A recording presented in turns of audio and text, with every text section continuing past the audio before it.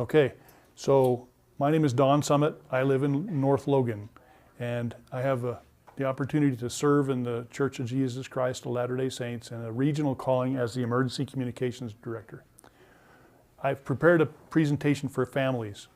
I don't know if that's interesting to you or if there's something else. I got about, well, not on this thumb drive, I guess. I probably have 20 other presentations on other different emergency communications topics, but I guess it's not on this thumb drive, so we'll restrict ourselves to that. But my purpose is really to help families or to encourage people to give thought to how they want to communicate if there is a disaster. Okay, and so we'll go through some slides and dive by PowerPoint here.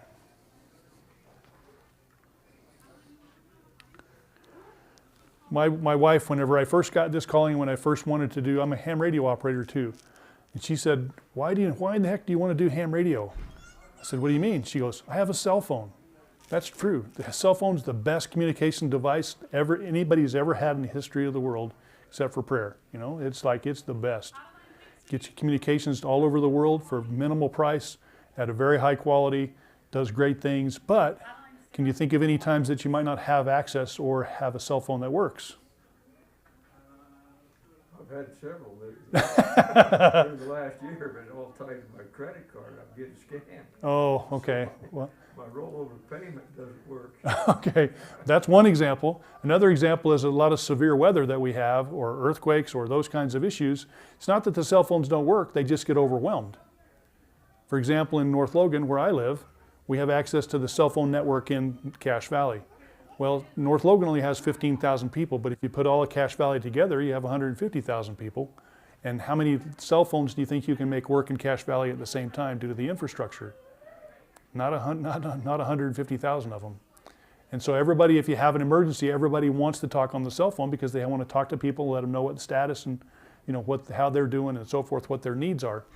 So having a cell phone, in my mind, is not the end of the solution. Yes, sir. The backup I have is landline.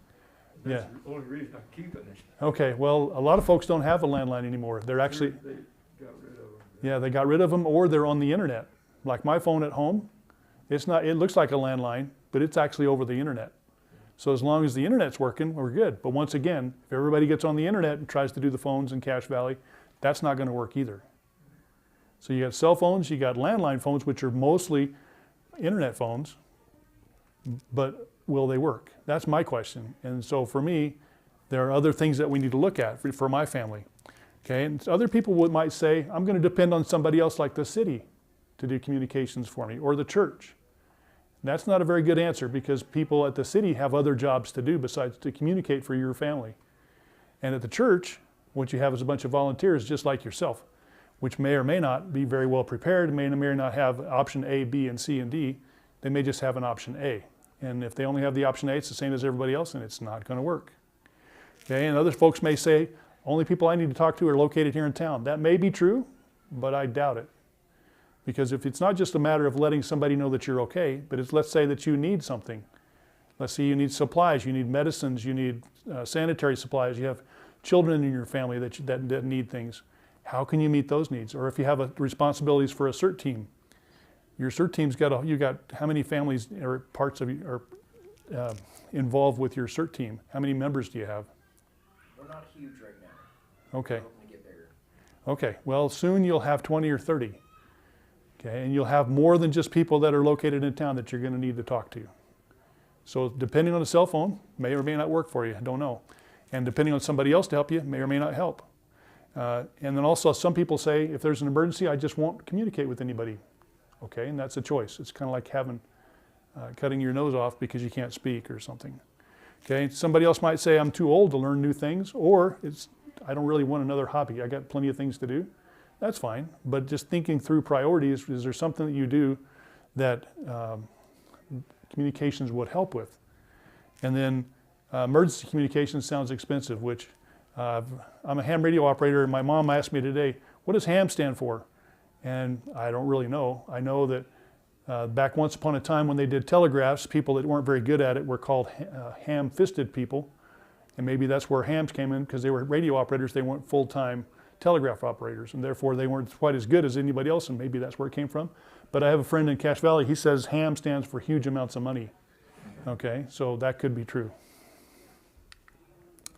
Okay, and if you think about communications, what kind of information would you want to give to other people? If you have family that are located remotely, I have a daughter in Omaha. I have a son that's in Denver. I had a son that used to live in San Antonio. Would there be church members or other people in the community that you'd want to talk to that you couldn't just walk over and use your tennis shoe route, use your tennis shoes and go talk to? You might want to have some way to communicate with them. And then it's important to include, when you're talking about information that you might need to give to others in the event of an emergency, to think about who they might be, what you might want to communicate, when you would want to communicate, where they would be and where you would be, and how and why, particularly the why. Why in the world would you want to communicate with someone? I've got another slide we'll see about that, but what kind of information would you need to receive, not just to give others, but to receive? And then what services or supplies might you need to get that are not located right where you are? Those are just things to think about. Okay, some of the needs, this is the slide I was thinking of, some needs of a family after an emergency. First is, where is everyone? That's accountability. Where are all your team members in CERT? Are they going to show up? Do you have other people in your neighborhood that you don't know where they are? Particularly elderly folks that are restricted and may not be aware of what's going on around them. We had the story that Luann told about the man, her husband, who was not even aware that they were having a fire. And had he not been personally notified by the team, he would have burned up, just like the turtle did, or a tortoise did. Okay, other needs are comfort, and I think you guys can think those through. But that one about information is very important at the bottom. Any questions or comments about that? Okay, so communications to and from your family. These are different ways that you do things. Typically, we go this far. This one here, almost everybody can text. Not everybody can text, but almost everybody can text. Not everybody can use social media. Almost everybody can. Not everybody can use email. Okay, so then what you have, one of the things that some people have, and neighborhoods have, and communities have, are radios. And there's a movement afoot to say that radios are outdated, they're antiquated, we don't need them anymore, now we're going to use Starlink. Why are you laughing, David? Because Starlink's a radio system. It is a radio system, and does it have any vulnerabilities or weaknesses? Well, just like your cell phone is a radio system too. Yeah, that's exactly right, yeah. So yeah, So- radios, we use them all the time. Yep, and some of them are more vulnerable than others. Whenever people have big forest fires or big volcanic eruptions, don't try to use Starlink because it can't see through the smoke. It can't see through ash that's in the air. If they have anything, like any kind of a significant cloud cover, satellite stuff doesn't work a lot of times either. So it has vulnerabilities. But radio really is the universal thing. Everything from when you go into your house and you push the garage door opener, that's a radio. You may not think about that, but that's a radio that does work for you. There's any number of radios that surround you that you're comfortable with that you don't realize they're radios. Radios are not antiquated. They are not out of date. They are still very useful to you. And then another way that you communicate is person to person or with tennis shoes, as Mark said. Okay, for church, you got the same kind of thing. You have those same kinds of needs, same kinds of techniques. But you have also at a church, you have a unit level organization or your congregation that may organize or may not organize. It has the opportunity to anyway. And that's the purpose of a lot of effort that we do in the Church of Jesus Christ of Latter-day Saints, is trying to organize and train people so that they have the ability to use those networks and those kinds of tools. If they need them, they're there. And with CERT, you guys have to practice. So does a ward, so does a family. A family has to practice just as well. Okay, so we talked about these already, and we talked about these vulnerabilities. I mean, internet stuff. People all use these. One of the things that I don't really have another opportunity to tell you, so I just stick it in here, but bandwidth. Are you aware of the idea that if you have a lot of usage on a cell phone, most cell phones can do texting. And cell phones, if you compare kind of the bandwidth, which is kind of the size of the conversation, talking by voice is this big. Texting is this big. So if you have a whole lot of these messages coming over the network and they come one after another, in between them are going to be these little spaces. And in those little spaces is where the phone system can actually stick a text message and can let it go its way. It can then be delivered. As compared to having something this big, it'll sit there and your phone will just circle. It'll just sit there and circle. It won't connect. But something this big with the text, it will connect. So it's important to understand in an emergency that texting is often more important and more useful and more effective as compared to talking with voice. Okay, I'm gonna break in. Last year, you talked about the GPS text messaging. Yes. I hadn't been aware of some of these satellites up in the air have text messaging capabilities. Yes. And I've since purchased an ability Oh, did you? to have that in case of an emergency and so on, because I didn't even know it was available, and yet there's ways and means to be able to communicate if all the cell towers go down and if all the local infrastructure is gone. As long as the satellites are still working, there are those. And I didn't realize that until your presentation last year, so Oh. thank you, Don. Well, you're very welcome. I don't know if I put that on here. Oh, actually I did, right here. It was the Garmin InReach. Do you remember the story that goes with that? No. The story is during there was a hurricane 2 or 3 years ago.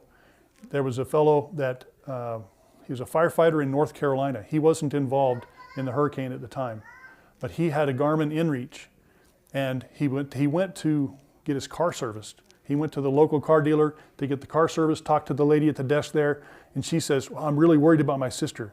He goes, really? Why? And he doesn't know this lady. He's not related to her or anything, but he says, why? And she says, well, my sister is in Florida, wherever the hurricane was coming at that time. And she's been checking in with me every hour, and she hasn't checked in for a couple of hours. And when the last time she checked in, the water was rising in her house, and I don't know her status. And the guy, he says, well, what other ways are there to talk? And this gentleman, he had this Garmin InReach, and he actually found somebody in the town where she lived that he could he messaged over the GPS, where he couldn't do it on the radio, he couldn't do it on the phone, he couldn't do it any other way, and she was worried about her sister. So he texted over the Garmin InReach, got to whoever it was in that town. That guy in the town went over and rode and walked, or however he got there with the bicycle or walking or riding or whatever, got there to where he could talk to the lady. The lady was in the house, the water was rising, but she had no way to reach anybody because she wasn't mobile. Well, this guy got on the InReach, he sent somebody to her house. The guy's outside the house, he can't see anybody inside. It's raining like crazy, the water's running. He shouts, basically, inside the house and says, you know, whatever her name was, Mrs. Jones, are you in the house? Mrs. Jones, are you in the house? He said that over and over again, and Mrs. Jones she thought, that's somebody talking. She looks out the window, hi, I'm Mrs. Jones, and I need your help. He goes, very good, your sister sent us. The sister who is the lady working at the car dealer who had the friend that had the Garmin InReach. That's the story that generated that. I think I still have that at home somewhere. It was an internet search. After hurricanes, I go and I look at emergency communication stuff just to see what the articles say. But that was pretty significant to me. And that gave David the idea, and hopefully that'll do your family some good. Yeah. Questions or other comments? I just, if you don't mind, just Sure, Mark. talk about the Starlink, and that's really kind of getting to be the up and coming thing, and it was interesting in Hurricane Helene. Yes. The initial Starlinks got in there was the saving grace, right? Of everything Yes, on the but- satellite. yeah. But as more and more of them showed up, and the demand got bigger, all of a sudden the choke point became The bandwidth. the bandwidth Yeah. going up, and all of a sudden significant organizations were now being disconnected and cut off. Yes. To be able to do that. Red Cross, I think I understood that even the church was cut off. And the church has a gentleman at church headquarters who thinks Starlink is the latest, greatest, the best solution. And I'm telling him that's wrong. That is not. It's just one more tool, but it has got its potholes. Exactly. So don't get rid of, and he's getting rid of all the radios. It's like, don't get rid of the radios because you're not helping anybody. Thank you for that comment, Mark. Okay, so radio communications, and this is where we could get technical if anybody wants to, but I don't think we need to. Things like CB radio, that's still effective. I don't know if people have CB radios, but you can go to the Deseret Industries in Logan at almost any time and find a radio and also an antenna system. And they're like $10. And I've worked with people, I used to work with a fellow that every year when he and his buddies were going to go hunting, they would go to the DI, they'd buy themselves a CB radio, and they would get it out, hook it up to their cars. They would use it during hunting season, and then they'd get rid of it because it was in the way. So they'd give it back to the DI. And then next year they'd go back and buy another one. That actually works just fine. And it's a very minimal cost, and it works very well. If you got a certain range, you don't need a repeater, and if you have the connect or the ability to connect to your battery in your car. It works really well. You have walkie-talkies that you buy at Walmart. Oh, I intended to bring mine today. I thought, sorry, David, I can't demonstrate for anybody, but I think you folks, everyone that's here has probably seen FRS radios. They're just the little ones that you can buy them at Walmart and kids use them as walkie-talkies. Those are actually a very good communications method if you don't have to go very far. You have another one called the General Mobile Radio Service, the GMRS. That actually can extend up to many, many miles, go over repeaters, and it does not require a license. That's the thing about CB radio. There was no real licensing. FRS radios, there is no licensing. GMRS, there is a license, but you pay $35 and it's good for 10 years for everyone in your family. And it's very minimal cost. Then you have ham radio, which is a bit more of an investment, and it has repeaters, so you can go over mountains and over long distances. And you also have another technique which bounces off the atmosphere, which we call high frequency radio, which actually can, it goes around the world easily. And then you have satellite phones too. These are just pictures. These are sat phone pictures, actually, whereas this is a ham, this is GMRS radios, FRS, and then CBs. So, okay, one of the ways that I like to look at communications is to have a priority system, or to think about what do I do first, what do I do second, what do I do third, and how do they help and support each other. And in the Army, we call that a PACE plan. PACE standing for primary, alternate, contingency, and emergent, or emergency. And so, for example, for my family, our PACE plan is we primarily use a cell phone and we text. That's pretty straightforward. Our alternate, if the cell phone isn't working, is finding a landline or a voice over the internet phone, and then to use email. We can also do that. But in the contingency, if the power's not working and the phone system is down, what do you do then? That's a contingency. Well, then you can use walkie-talkies of some sort, or you can deliver stuff by hand if you have a text message. Reading a long message or reading a long list of stuff that you need over the radio is very cumbersome. It's probably better not to do it that way. And then in an emergency, when things have to get done right now, go through the first time, be well understood, and be effective in a CERT team incident. One of the things that you could use, you probably are using some form of radio. And you have to be trained on those, and you want folks to have that specialty to help your team out and to help everybody understand the equipment and how to use it. And then we have another technique called WinLink, which is like a fax machine or email over the radio. If you don't know how to use that, let somebody know. I think that if you're going to pass a long message, and particularly with CERT, if you have a lot of casualties or you have to report incidents or you have to report requesting more new supplies, you don't want to do that by talking. You want to do that with something a little better. Questions or? We're putting that in every city and town hall in the county. We put radios. The WinLink? Yeah. Okay, that's a really good thing. If you need help teaching that, I'm happy to help teach that. Sometimes it's an equipment issue. It's just hard to get the equipment to work. And if you don't maintain it and you don't test it, you don't know that it doesn't work. That's the issue that you're going to find. It's going to sit in a trailer and nobody's going to know that it doesn't work until you need Our it. Aries guys are doing it for me. Awesome. And they're happy to do it, I'm sure. Yeah. And Dee will be here talking about it at 12:30. Okay, awesome. Okay. Oh, I wanted to show you the ready.gov. There's the Utah ready.gov. This is actually the federal website instead of the state website. They actually have making a plan form and a way to help you through that on the internet. This is a very useful site, I think. And this is, if you take the information out of the brochure and put it on a slide, it's this here. It's called Create Your Family Emergency Communication Plan. It's at ready.gov/prepare.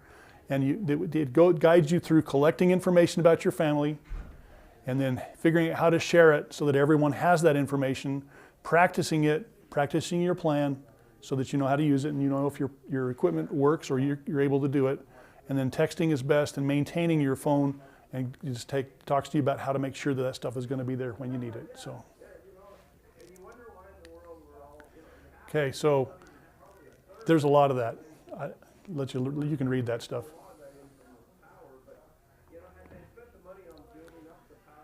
Any questions? Or you've been sitting here a long time, so okay. So, in summary, I would encourage you to think about how do you and your family want to communicate in an emergency. Lots of options there. Depends on what your skill level is, what your aptitude is, how much money you want to spend. You can do very exotic things, or you can do very simple things.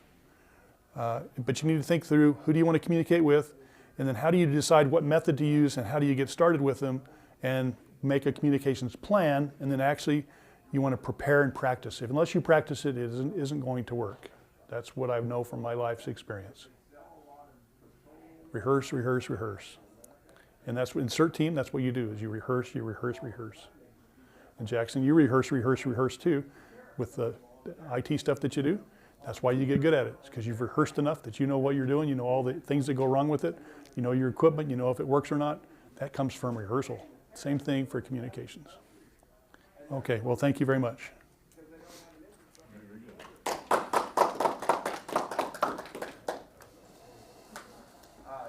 Thanks, Don. Hope that's okay, David.